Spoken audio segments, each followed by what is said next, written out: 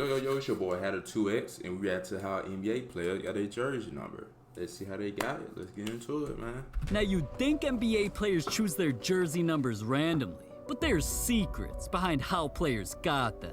Like one player got his number because he was bullied into it. Another player chose a number after the biggest tragedy of his life. But one of the weirdest ways a player got his number is Klay Thompson's, because he didn't even choose his number. It chose him. And the story behind it started with how Klay grew up. As a kid, Klay lived in the 11th house on the 11th lane. And not only that, the K in his name is the 11th letter of the alphabet. That's something similar to how Kyrie wearing his number now, number 11.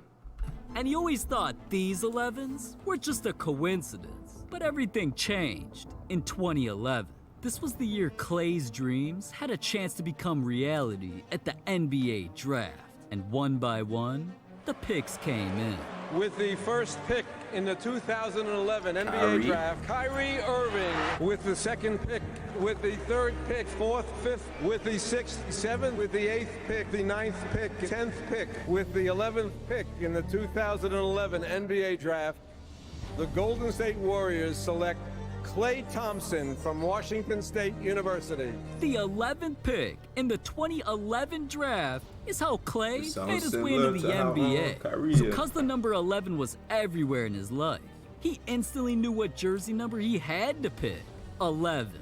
And once he started wearing it, it helped him make history. During his most iconic game, he scored 60 points, and it happened on just 11 dribbles. Then in 2022, 11 years after he chose the number 11, Klay won a championship, so it's still following him. I think 11 is just my life number. It just continues to follow me. Picking that number, or the number picking him, worked out big time. But the number Ja Morant picked almost had him beefing with an entire country. Ja's always worn the number 12, and he became such a star player while doing it in high school and college that at both schools, he got the number retired. So he had to carry his tradition of bringing the number into the NBA. But the night Ja got drafted, he realized there was a problem. Yeah, he was selected with the number 2 pick by the Grizzlies, but someone on the team not only already had his favorite number, it was one of the highest selling jerseys in the entire NBA, Yuta Watanabe. This might seem like just a random player, but he's one of the only Japanese players in the entire league. So his jersey outsold all of the top stars and made it the most popular jersey in all of Japan. So even though Ja wanted the number, for Watanabe to just change his jersey because of the new kid had potential to upset an entire country. But luckily he knew Ja had potential to become a star. So they had a conversation and Ja admitted, first it was just him congratulating me on everything. Then we got into the number talk, and I just told him I didn't want to mess anything up for him. He was like, oh nah, it's okay, and if you want number 12, you can get it. So after that, Ja got his favorite number, and not only has it helped him destroy the NBA, now he can make posts like this. Damn, Ja, that's probably gonna cost you some fans. But one player wanted a jersey number so badly, it cost him a 6-figure shopping spree. Who else but LaMelo Ball? There's always been one number near and dear to LaMelo's heart. Literally, dude got it tatted on his chest. To LaMelo, the number 1 was his everything. I mean, he wore it in high school and when he played overseas. And when LaMelo got drafted to the Hornets, he thought life was good. But his life was not gonna turn out easy like Ja's did. LaMelo's future teammate, Malik Monk, already had the number 1, but he wasn't gonna give it up for anything. So LaMelo was forced to wear a number he'd never worn before. And ironically, it was the exact same number as his brother Lonzo's, 2. But Lonzo wasn't really feeling his bro copying him, so he even tweeted trying to convince Malik to change, saying, "Ayo Monk, what's good? You know you want to be number 5. But Malik still wasn't having it. The season came around, LaMelo wore his new number, and even though he was going off, he couldn't help but keep posting about the number he actually wanted. On Instagram, he was wishing for it on his birthday. Reports came out that every day, LaMelo was fighting for his jersey number to change. And during interviews, LaMelo started being asked why he cared so much about the number. I ain't supposed to wear 2 ever again in my life. It just don't feel like you playing for real. It's like, I don't know who this is. I don't know who number 2 is. I know my brother, that's it. LaMelo hated the fact he had the number 2, man. So as a way to try and convince the world that he was the real number 1, Before he could even put the number on his back, he spent a check on his neck. LaMelo bought not 1, not 2, not even 3, but countless chains of the number 1, just so every time cameras caught him, everybody would know how badly he wanted the number. But it wasn't until one final interview that made the Hornets realize something needed to be done. Really, whenever I'm number 2, I don't feel like I'm playing for real. So. And finally, the Hornets realized just how much number 1 meant to him. So during free agency, when Malik Monk's contract was up, they let him go sign with another team just so the number 1 became available.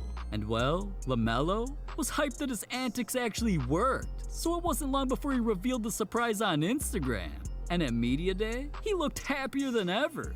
MB1 back in a full effect. And once he put it on, he's been balling out ever since. But at least he chose his number.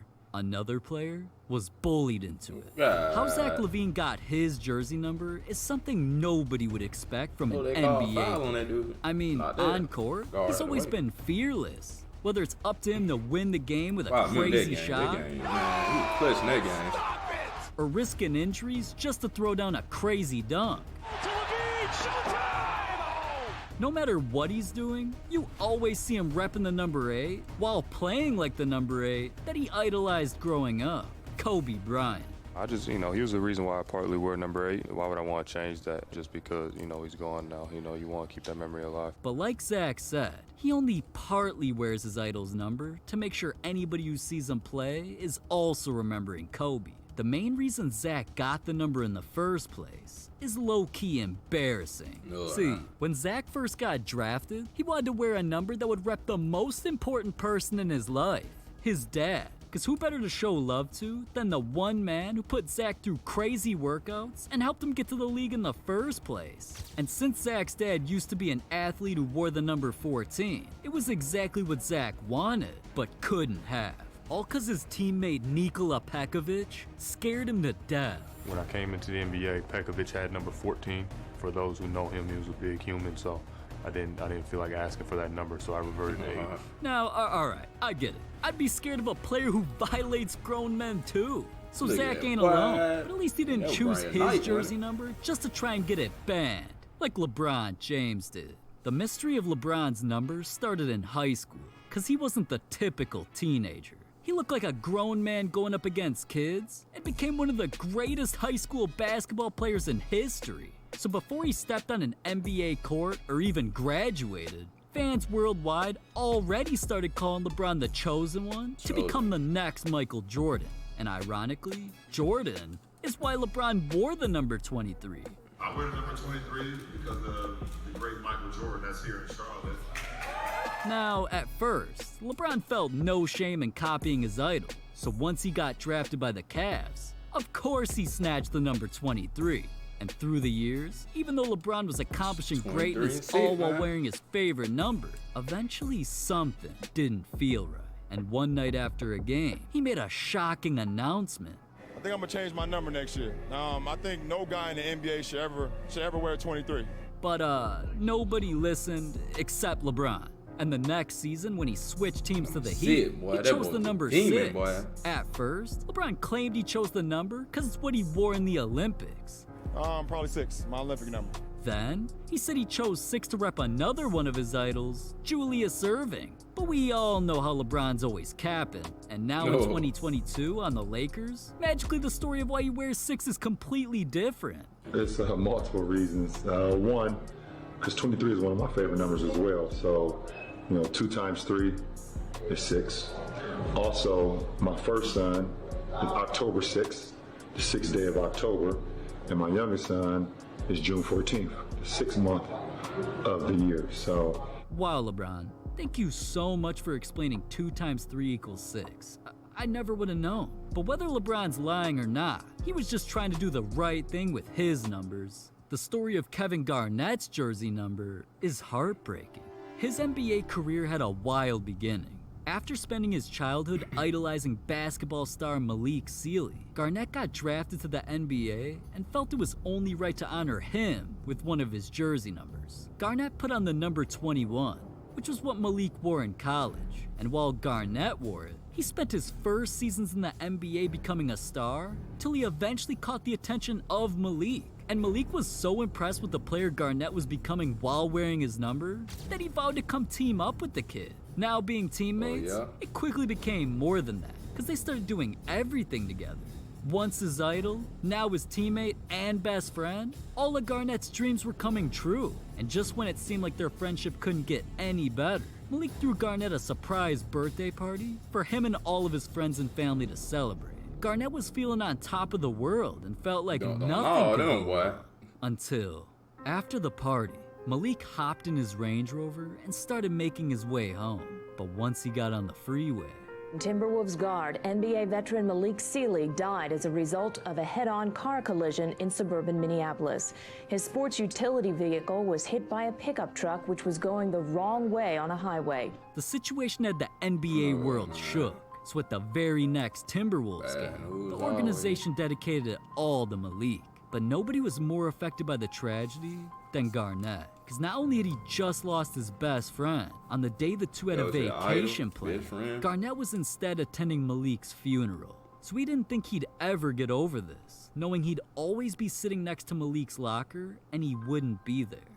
But then Garnett remembered what Malik always told him. At that moment, Garnett realized he didn't even want to play basketball for himself anymore. He wanted to do it all for Malik. Garnett paid tribute to him wearing to Malik and the inside of the tongue of his signature shoes. He even got a Malik tattoo on his right arm so that he'd never forget him. Garnett began training unlike any way he'd ever trained. He played unlike any way he'd ever played, and dedicated the rest of his career to becoming the greatest player he could be. And eventually, that led him to becoming an MVP of the league and one of the greatest power forwards in NBA history, all for Malik. Anything's possible. Anything's possible. I'm just glad there's still some good players in the NBA. Because instead of dedicating their careers to good causes, some NBA players dedicate their entire careers to humiliate. One player even framed someone's embarrassing moment in their house. Yeah. Well, there you have it, folks. How NBA player got their jersey on. Like, comment, subscribe, share with friends and family. See y'all in the next one. Let's run it up.